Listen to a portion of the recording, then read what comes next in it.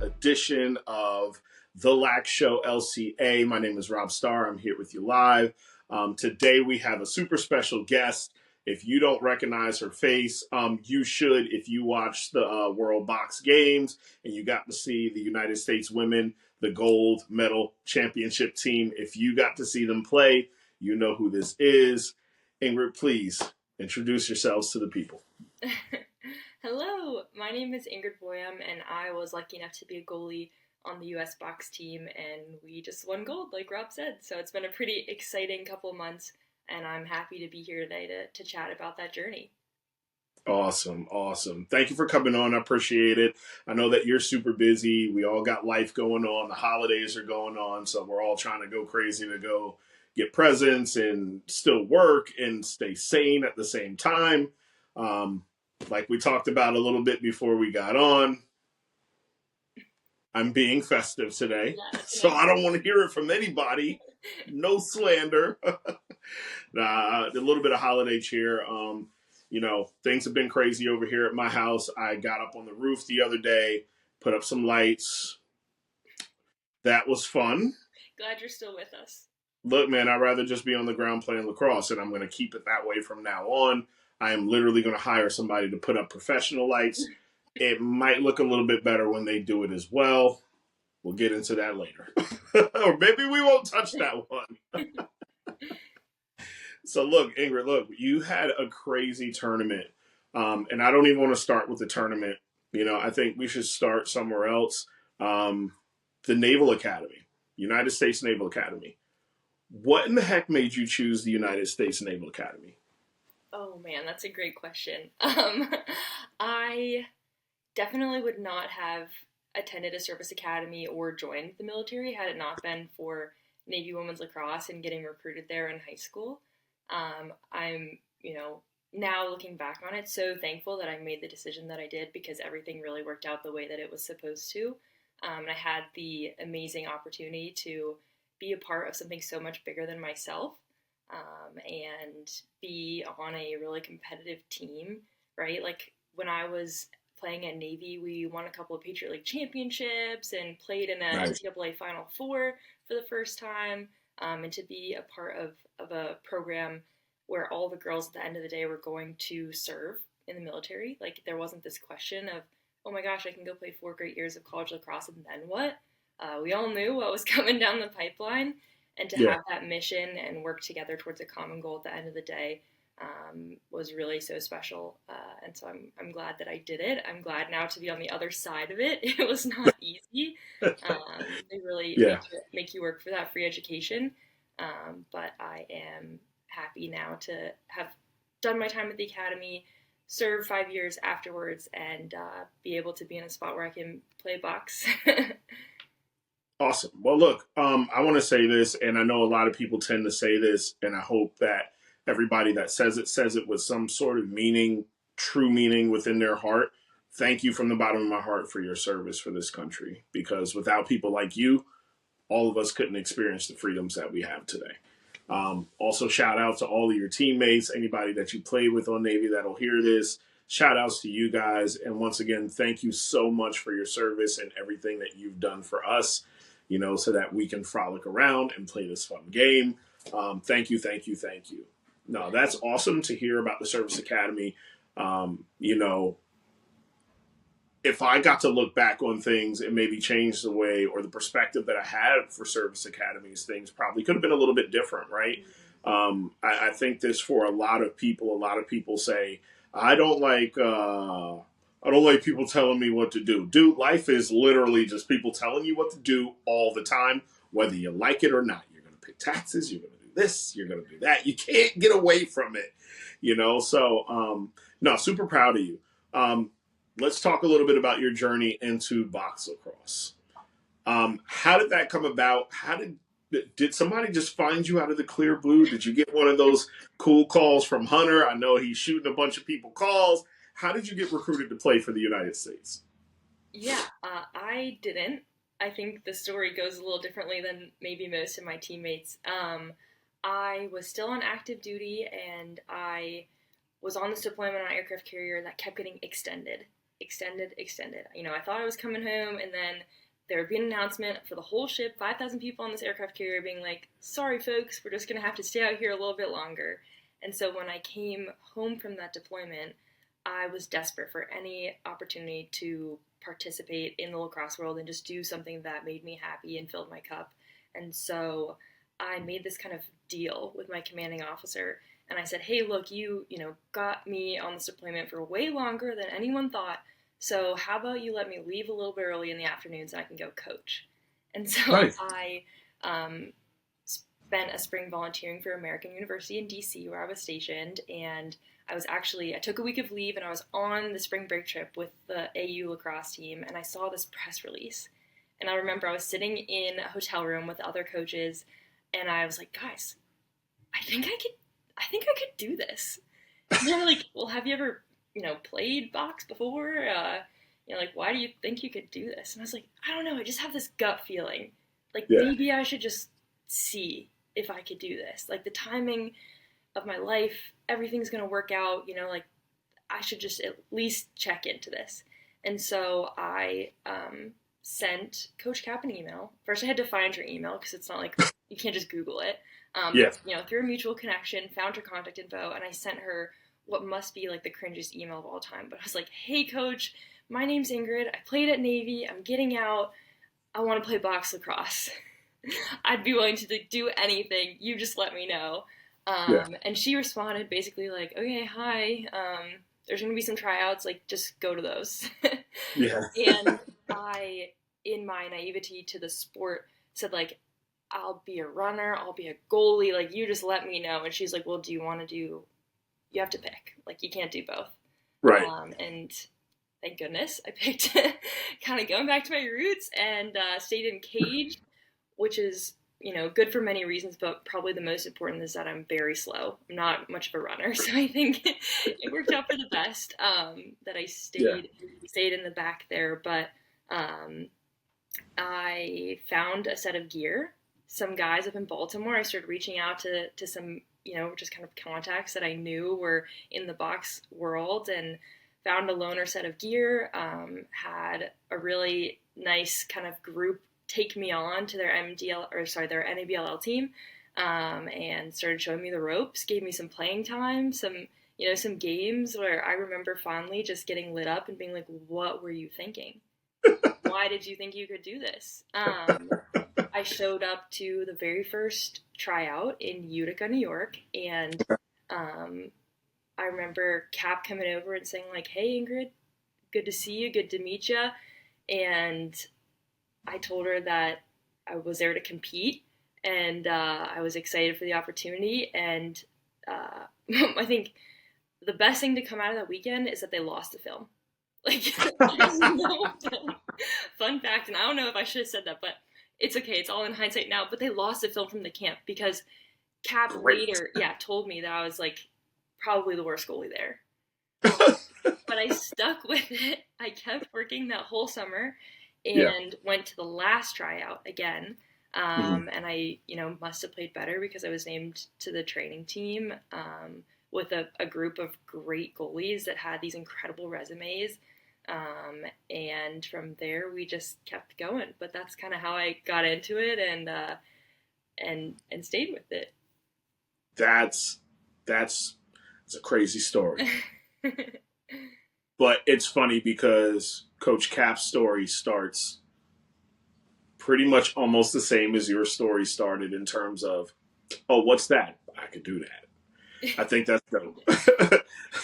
So that's a really good start to it. Look, it's hard to kind of conceptualize where you were as opposed to where you finished, right? Because where you finished, that's what we're all going to remember. We're all going to remember the gold medal game. We're all going to remember you guys celebrating. I'm going to remember seeing you guys sign autographs after a couple of games, being downstairs in that tunnel. I'm going to remember seeing you guys happy and laughing and all that good stuff. What's one of the most memorable things that happened, not during your pre-journey, we'll go back to that, but what's one of the most memorable things that happened during the tournament itself for you? besides winning the gold medal. Let's not go there because that's always going to be ingrained and burned into your memory, into all of perpetuity. But what was one of the most memorable things for you other than winning that gold medal game? This is something that I think the goalies out there will understand and appreciate. We were playing the Haudenosaunee. It was our second game of the tournament. And first shot, goal. Goes in, didn't touch it, didn't see it. Second shot, goal. And I'm like, oh man. It's not good. It's going to be a long game. Yeah, it's going to be a long game. And, so much credit to the Haudenosaunee women. They were fantastic lacrosse players. And I, the scout on them is that they're phenomenal shooters. So we knew that, right? But you don't want to be in a big game like that. It's Friday night, the arena's packed, and not touch the ball. Right. And so third shot, you're never going to guess. Goes in the back of the net. Yep. I was there. And, my defenders, like, everyone's trying to be like, come on, you got this. Like, you're good. But I can see in their eyes, like, uh-oh. A little bit of doubt creeping in, right? This is not good. And we called a timeout. And normally for timeouts, I would kind of stay and someone would bring me water, right? You're wearing all this gear. You're so hot. Just kind of save some energy and hang out. But Coach Cap and I, we had made this agreement earlier in the summer that if I need something, I will go over and she knows that I need something. Yep. So I walk my fat ass over to the bench. Waddle. Yes, and I give her the look, and she comes over, and I'm so grateful someone took a picture of this, which I printed out just for, kind of what this moment symbolizes, both as a player and as a coach. But it's, her with the jersey hands kind of in my face, and you might think, like, okay, what does the coach tell the goalie in this moment? And she told me, save the ball. Like, that was it. That was a big, great coaching advice. It wasn't, something super technical. It was just save the ball. Yeah. And it's like a light bulb went off in my head, like, oh, yeah, you're right. Okay. That's all I gotta do. So I went back in, played well, we kind of turned the script in the game. But I think that's a moment that I look back on fondly as a kind of a tribute to so many other moments in your life where things are not going well and you just have to take a moment to reset. And then something this spring when I'm coaching my high school team, like when they're freaking out and we let in a couple goals or whatever the situation is, like you can always change the game. Yeah. No, that's dope. I feel like as a coach, you have to be the calming presence. In the middle of the storm, you have to be the calming presence. It is an extremely difficult thing to do because sometimes as coaches, we're hawked up too, and we're just as high as you guys are. And it's like you have to tell people, oh, not too high, not too low, you coming in the middle. And to do that sometimes is the most difficult thing on the face of the planet. And yeah, man, dealing with goalies, I like to say that goalies are sensitive in a good way. I'm not talking about sensitive as in, oh, I'm going to hurt your feelings. It's if you tell them something stupid during a game, it's going to be in your brain and you're going to be like, okay, well, coach said don't do this and I got to take a step and I got to bend my knee and I got to do. Extremely simple, just like Coach Cap did. Very, very simple, right? One of the things I used to do warming up my goalies is, I used to be a head coach too. So literally I would take the time before the warm up and I wouldn't touch them with the ball. I wouldn't say, go get a sweat in, whatever. I would walk up and I would say, yeah, what'd you have for breakfast this morning? Mm-hmm. Same question every single time. And more often than none, you guys are creatures of habit. And there would be, oh, I had a bagel. I had a peach tea Snapple. I had this and this. All right, cool. Let's do what you always do, man. Let's save the ball. And I'll go back and start the warm-up. And it was always the same thing. And I think one time I broke routine by mistake. It really happened by mistake. I got by the pile of balls, and I'm like, you ready? And dude looked at me and was like, Coach, you're not going to ask me what I had for breakfast? And I was like, oh, it really affects you this much. And I was like, this is a simple thing. But it really just brought my goalies back down to earth. And it gave them a second to find the calm in their storm before they went out. No, I think that's really cool, man. And I think being a box goalie is super unique, right? You guys aren't doing the same thing as people outside. You know, they're taking a lot more punishment on their body. You guys can still feel those heavy shots through the pads. I don't care what people say. If you don't know, or if you're new to lacrosse, or if you're new to box lacrosse, goalies do wear a little bit more padding. But the padding, you can still feel the shots through the padding if somebody has a heavy shot. Um, your head is fully exposed. You don't have your stick in front of your face, so that you can go and save. Literally, your head is exposed because the head of your stick is down. So, there's some nuances to the game and some different things to the game that, you really could get hurt if you don't know what you're doing. Let's take you to training camp. Okay. Let's talk about some of those highs and lows. We started to get into this before we started recording, but let's get into some of the highs and lows, because I think any young goalie that's coming behind you that wants to replicate your lightning in a bottle has to understand how to deal with those highs and lows. Knowing you and knowing what I know about you, which is awesome, is you're mentally solid. You're mentally strong as hell, man. And there were moments where you would ask me like a question and I would know the answer to the question, and I knew you already knew the answer to the question, but you needed something. And there was one time I think that I walked away from you. I was like, nah, man. I was like, you got this. I was like, you got this. Because I don't know, like all of you guys all had the same mentality as the USA goalies. And I think that was, props to the coaching staff and Coach Cap for selecting, the way that they did, because you had to be mentally strong to make it through all of the training camps and those games.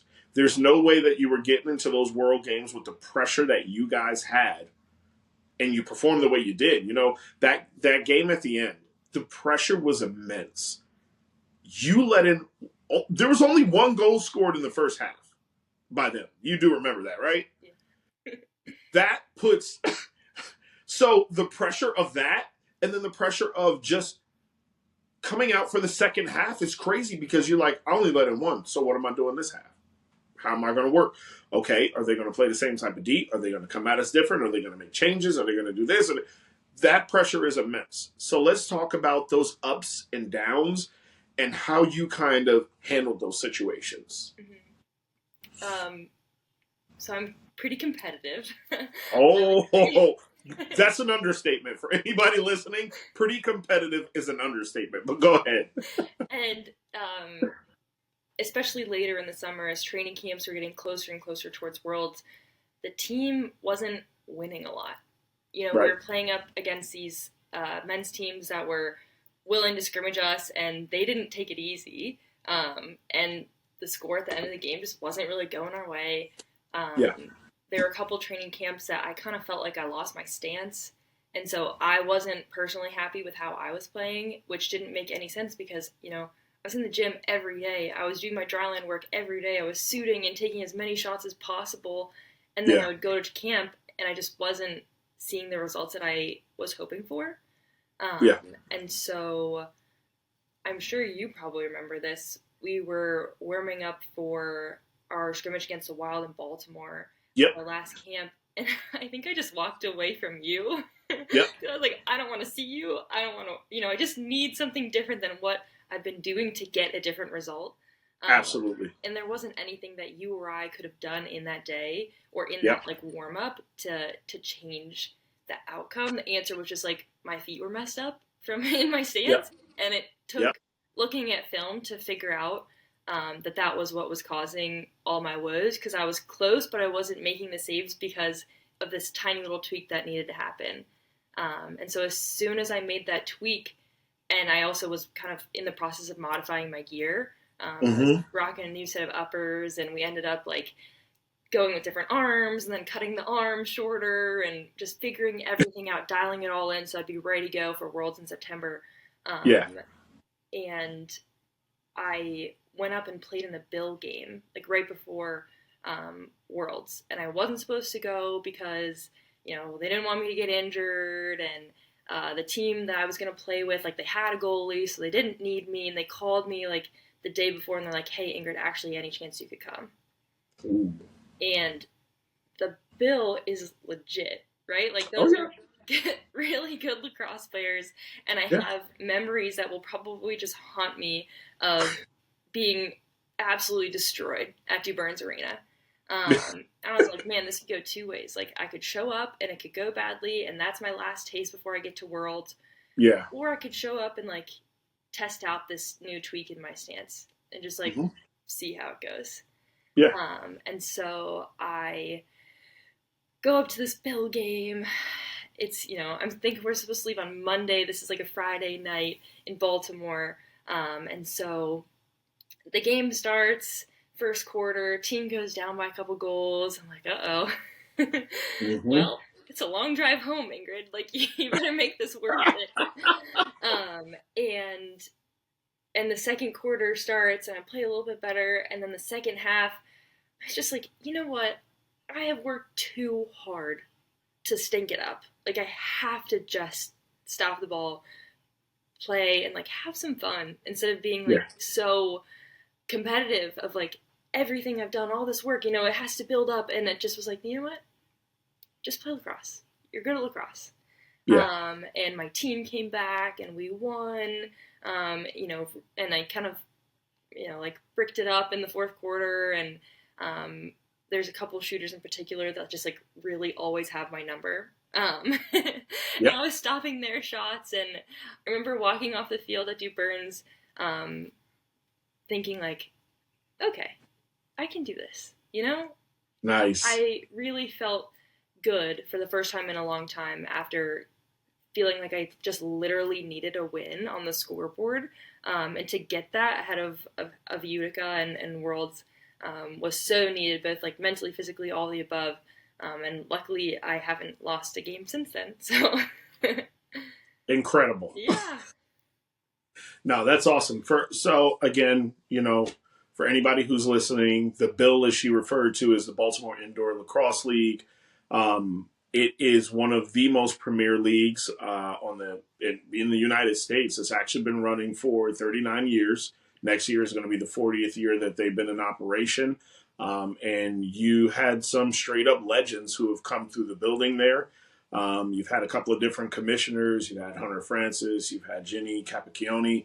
You got Larry Fila right now. So you've had some people who've had pretty deep box lineage and some legitimate players, Dan Kachi, Sean Nadalin. I mean, I could go on and on with some of these people that played on NLL rosters currently that are playing on NLL rosters that go down there, and this is where they stay in shape. They play, some of the Marcus Holman. You've seen a lot of different people that played just high-level lacrosse down there. Ian Dingman, he's another guy from Navy. There's a lot of people that are there. In that league, the competition is incredibly stiff. If you're a novice player and you're going out for your first time, get ready to get knocked out 3 or 4 times. It's going to happen. Get ready to get something broken. Get ready to come home with black and blues because you get beat up bad in that league. But once again, it's the top people who are playing in the United States. So, for you to go there right before the World Games, first off, you're crazy. Mm-hmm. And let's tell Coach Cap. No, just playing. I think that was good that you did that, and that day that, you walked out of the goal. Once again, you have to have the discernment as a coach or as somebody, I was an assistant coach or I was a volunteer assistant coach. You have to have that discernment when somebody's telling you or they're walking away and I knew that something wasn't right and you needed to work it out and had to let you go. Those are the things that you have to do as that type of person. And it's good to have the relationship with some of you guys that, I could tell right away, okay, she ain't feeling it or she's feeling it or somebody else is in the goal. And it's like, okay, they're having trouble tracking the ball a little bit. I started throwing the ball at sometimes, not to you, but, to other people because it was like, okay, this is conceptually what I need to see the ball coming in slower, hitting me so I can read, where it's coming from, different things like that. So no, that was awesome to hear. Look, your stance is big. Did you end up changing your stance at all during the World Games or you just went with the same thing the whole time? Because it seemed like you didn't change at all. I was watching you. You know, I took a lot. Yeah. I actually have a lot of cool pictures of you that I have to get out to the team. I have a lot of cool pictures of everybody. Oh, awesome. So I really need to get those out to you guys. But it really didn't look like you changed much at all. Look, high level of pressure in those games. Your first game, you step out on the floor. What were the feelings going through your head as that first game started? It must have been bananas. I was just so excited. Um, Overwhelming feeling was definitely just excitement and gratitude for the opportunity. Um, it was a long, path to get here, and I think my perspective is probably a little bit unique in the fact that for the since I graduated college, I haven't been playing professional Yeah. lacrosse. I haven't been like coaching D1, and there were days when I was deployed on a ship, standing my 12 hours of watch, responsible for sailors, kind of doing the whole Navy thing. Like, I would have killed to just be able to go out and play lacrosse. And so, Yeah. despite all of this like pressure and you finally made it. This is your goal. You've always wanted to be on Team USA, and now you're here playing in this World Cup. I really just thought back to like being on the ship, being on a dark watch floor full of screens and leading sailors and how hard they worked, and that I just didn't want to waste a second of being where I was and standing in the goal wearing a jersey that said USA. No, that's awesome, man. I really like that. Look, USA, touching on them just a little bit, I feel like the experience that they give their athletes is a first class experience. I've never played USA, so I wouldn't know firsthand, but looking at the way that you guys were treated, the way that they bent over backwards for you guys, like this is just normal stuff for them. They treat their athletes like this. I can remember back when I was a tad bit younger, and some of my friends would go and they would be playing for USA. It was like they just wanted to go because they could come back with a USA helmet or they can come back with cool USA gear. And I thought that was a dope thing. I mean, we were gearheads. So, to get something from USA was like, oh my God, this person has a USA helmet. But honestly, the way that they conduct their business is second to none, and I got to interact with a lot of other of my friends who were coaches of national teams, who were playing on national teams, and they're just like, their experience was not the same. Let's say it that way. They had trouble getting hotels. They were on their own for certain things, food, this, that, and the third. And it was like, whenever you guys wanted a snack, you could just go to a room and get snacks. I know because I was eating all the Slim Jims. When they kept disappearing, that was me. Sitting there making Slim Jim sandwiches. No. No, it was good to grab a thing or two. But look, man, how did you feel about the experience of interacting with all of these top class? You're playing with the creme de la creme. How did you feel about interacting with them, one, and how did you feel about the experience that USA gave you, two? Yeah, so grateful, right, for the opportunity. I would probably say that like 10 times tonight, but definitely just can't go without saying how awesome the whole experience was. Everyone on the USA side was great, and really genuinely cared for us as athletes and making sure that our every need was taken care of. I really feel like some of the staff will probably be in my life for a very long time. And I joke that it goes both ways, like they're stuck with me too. And then to have 2 weeks where nothing else mattered aside from this team and this mission of winning a gold medal was awesome. Like, it's what every laxerat dreams of, especially for those of us that have to go back to work once all of this ends. It was just great to like take my work email off my phone and put things on do not disturb, and to have done the prep work with people in my life where it's like, don't bother me. Like, I know you want to support me, but just don't text you. I'll call you if I need you. And to be surrounded by teammates who are consummate professionals and worked so hard, really pushed me to give every day what I had, my 100%, because we were all doing something together that we couldn't have done without every single girl that was up in Utica. Yeah. Awesome. Awesome. I don't think anybody could have answered that any better. That was a great answer.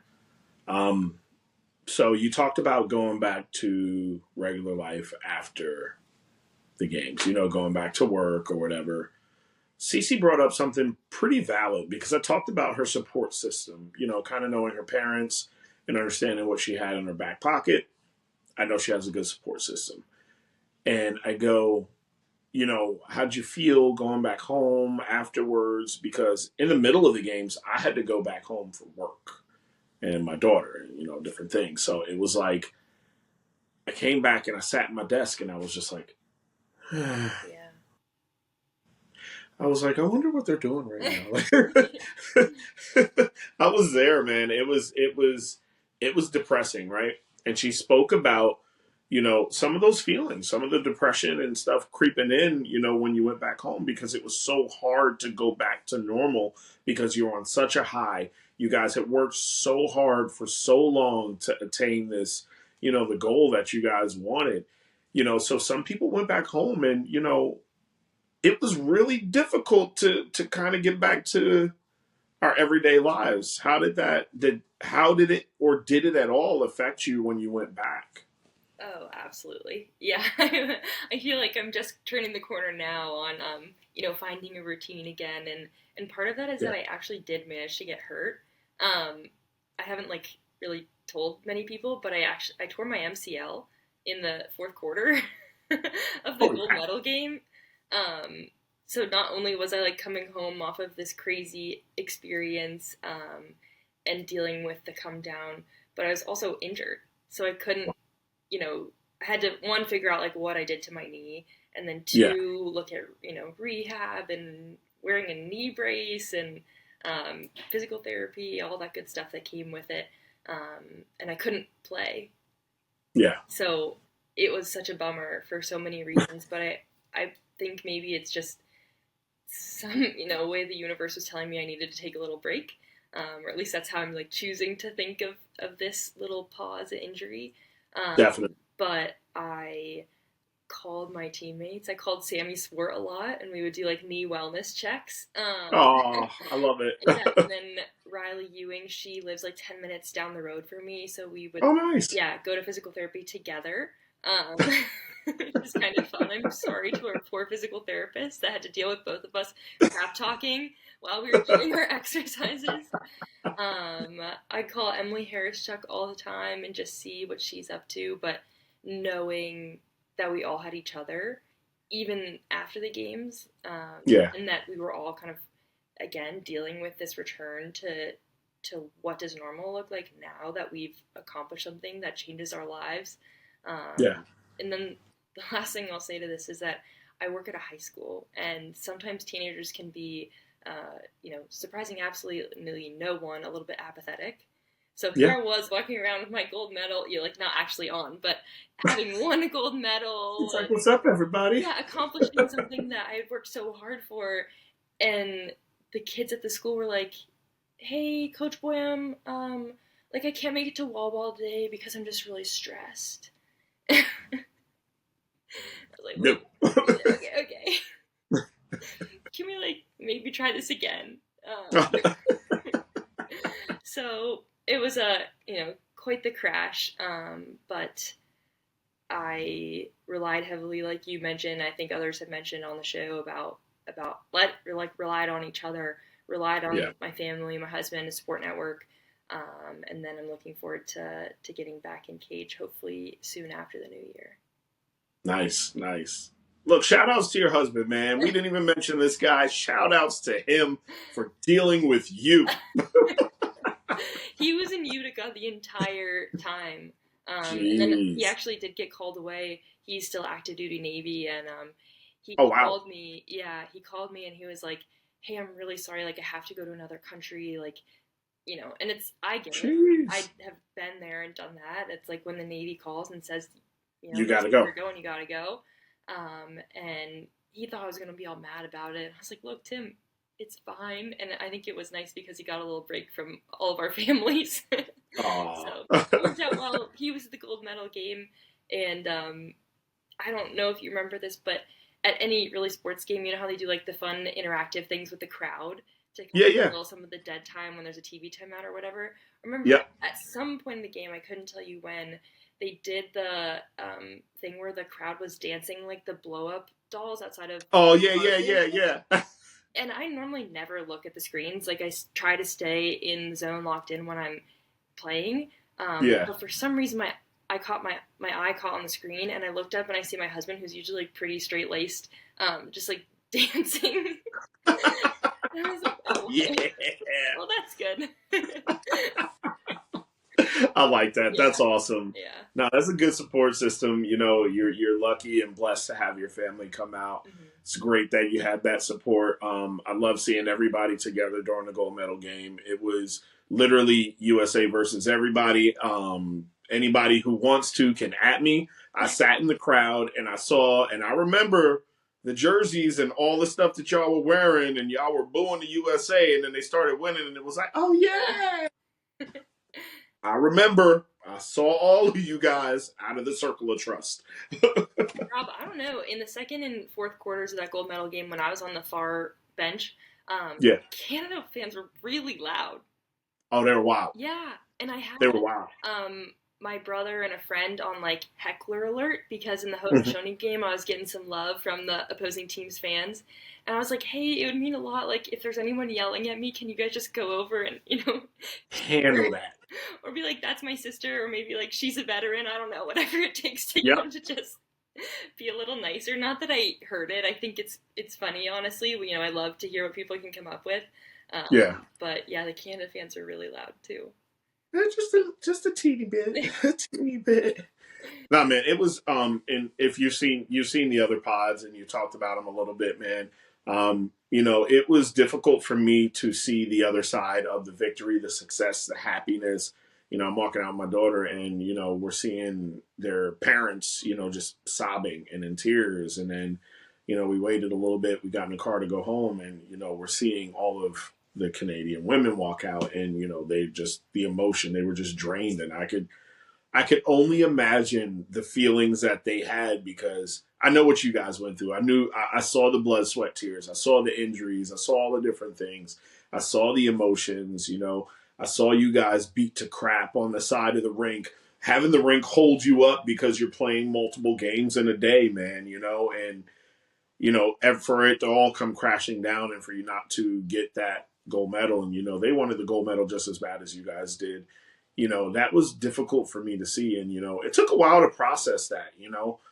I've lost games, I've lost big games, but I've never lost a gold medal game. So I couldn't tell you how much it would affect me to lose a gold medal game.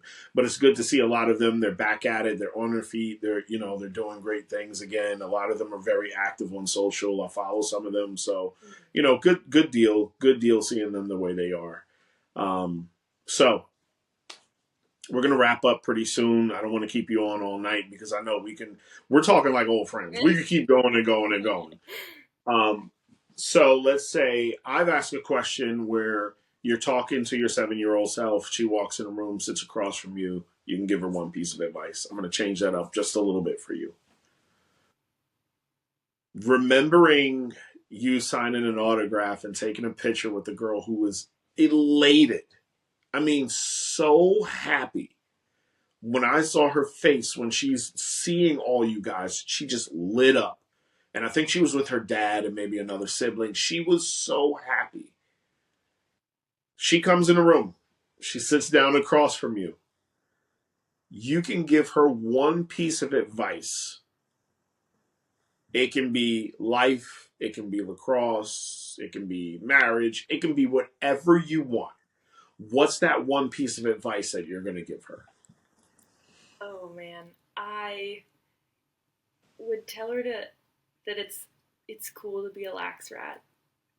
I think, especially for little boys, that kind of lax rat culture is encouraged, where it's like, all I want for Christmas is a new stick or a helmet. Yep. And for girls, sometimes it's like, don't you want other things? Or like, I was the kid that had like the big, every cool picture from Lacrosse magazine like on my wall with a sign that said "Live, Love, Lax," and like, Yep.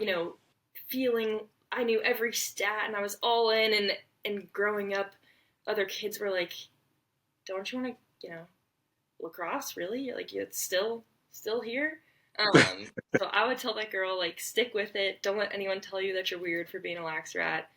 It's cool, and if that's your passion, you're gonna meet people that will relate to you, and you maybe just haven't found them yet. If you're getting that sort of feedback. I love that. Look, man, being in the lacrosse community, there literally is a couch in every state, a couch in every country that you can crash on because you're a lacrosse player. You go to a different country, you're going to link with people literally because you're a lacrosse player. I think when I went to the Czech Republic, I saw Ridgewood or Mountain Lakes lacrosse jersey from New Jersey, like two really good teams. I forget which one it was, on just some random dude that was walking around, and I was like, where did he get that? I'm like, do you know the team? He's like, nope, nope. He's like, I'm wearing it though. Yeah. It was great. No, I think that's awesome, man. You got to be a little bit obsessive about the things that you love. I know that some coaches are like, oh, we love to see you play football or this or that. Look, man, if you want to play lacrosse and you want to go ham, play lacrosse, go ham. Be great at it. Be obsessive with it. Just like you're saying, if you want a stick for Christmas, ask for a stick for Christmas. If after Christmas and New Year's and you say you want a ball for New Year's, you know what I'm saying? Go ham with it. I really like that concept of, it's just an intrusive game. It's always there and it's going to suck all the life out of you. And I absolutely love that because I'm a lax rat, just like you're a lax rat. Same thing. I used to know all the players, everybody. Like I modeled my game after Roy Colsey. Like there's people that I could name drop that I loved as athletes that people would be like, get out of here. You didn't watch them. Like, no, you're wrong. I watched these people and I thought that they were awesome. Yeah. Look, I'm super happy for you. Congratulations on the gold medal again. It was good catching up with you. There was some stuff that I didn't even get to run through. Like I had my little list from Fenco. Yeah. So no, before we even get off, man, I wanted to talk about, you also made the all-world team. You were the goalie for the all-world team. So I want to highlight that. I think that was super dope. Look, man, you finished with 94 saves, 13 goals allowed, and you were at 88% save percentage.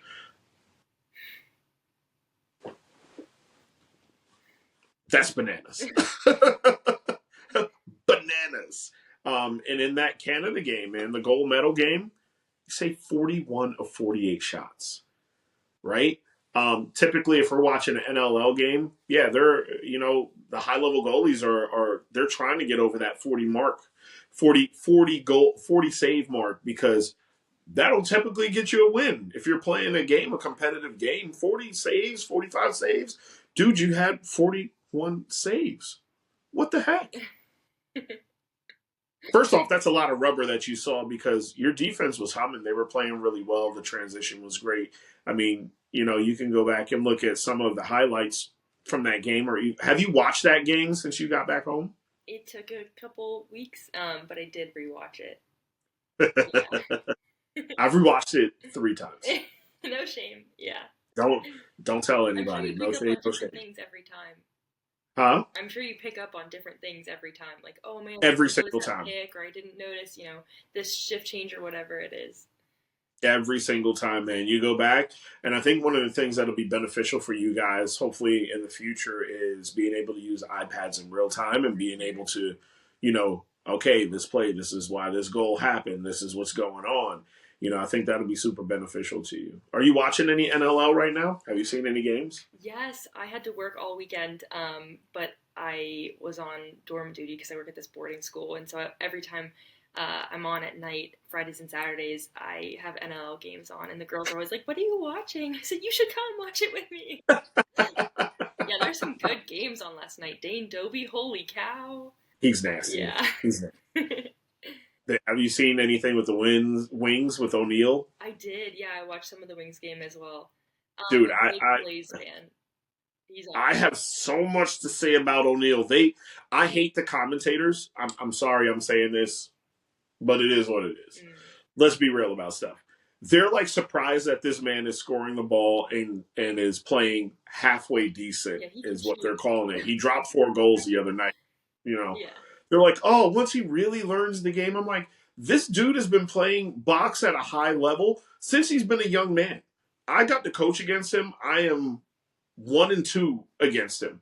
He won 2 nasty games against us where he dropped probably like 6 goals, 2 apples, 3 apples each. Like, he can play. Yeah. This man can play the game of box. The question is, why wasn't he on the USA squad? But I'm not going to talk about that right now. That'll be a different conversation for a different day. But yeah, the NLL games have been super exciting, man. It's really good to see these guys get up and down. And, you know, they're looking in midseason form. Some of them are already. Some teams are struggling a little bit. So it's good. Are you watching the goaltending? Oh, yeah. Focusing in on it? Yeah. I mean, so much appreciation for what they do. And even looking to see, like, I forget who it was, but one of the goalies, like, cut the new Warrior Fat Boys a little short. And I was like, oh, I wonder why he did that. Like, what's the advantage? I wonder if it was, like, hitting his cuff of his sleeve, you know? Yep. Just little things that you don't fully appreciate until you've suited up and stood in front of, you know, a shot like that. Yeah, those mods are crazy, man.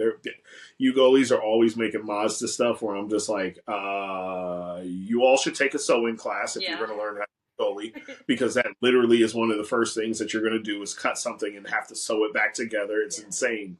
This is super cool. This was a great, great interview. Thank you so much for taking the time. I really appreciate it. I wish you the best for the holiday season, for you, for your family, for anybody that you're interacting with. Please have a great, great holiday. We also know it's a time that people go into depression during the holidays. So, you know, make sure you look out for those people. I'm going to do that as well for people in my life. And look, I'm going to give you the last word before I hit that record button and we stop it. So last word is on you. Thanks for having me. I hope that more people tune in and talk about their experience in the game, and that hopefully, you know, at some point in the future, people aren't only talking about NLL, but they're talking about, hey, did you see that women's game? Because I think that's coming down the pipeline, hopefully sooner than everybody realizes. Nice. I appreciate that. Thank you, everybody, for tuning in. We will check you guys on the next episode.